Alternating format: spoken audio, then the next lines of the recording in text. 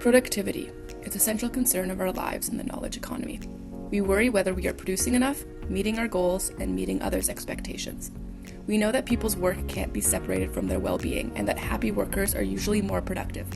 But in knowledge work, unlike in other kinds of work, analysis and creativity are required to find solutions and make progress.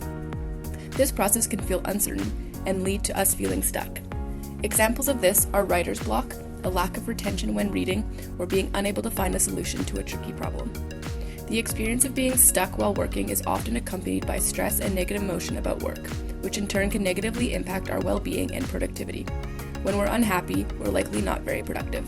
This project contributes to the characterization of how knowledge workers get stuck when working.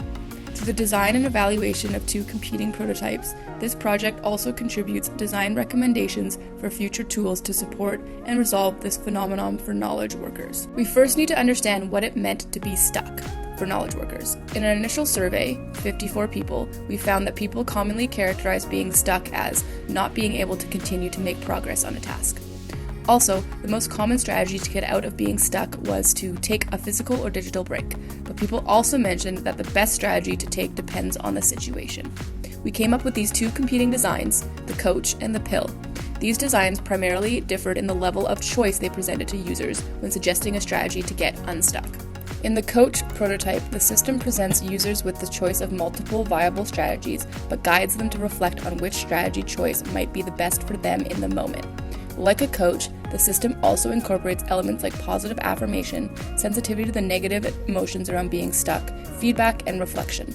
For example, the system might ask the user to reflect on why they were stuck on a task. In the pill prototype, an intelligent, near-future system might be smart enough to understand the situation the user is in and recommend a specific, best strategy for the user to take.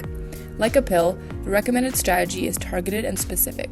For example, if the system detects that the user should take a break, it might present the user with a YouTube video that they have saved to their watch list.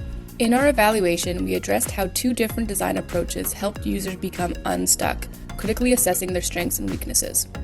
We conducted our user test remotely with 9 participants.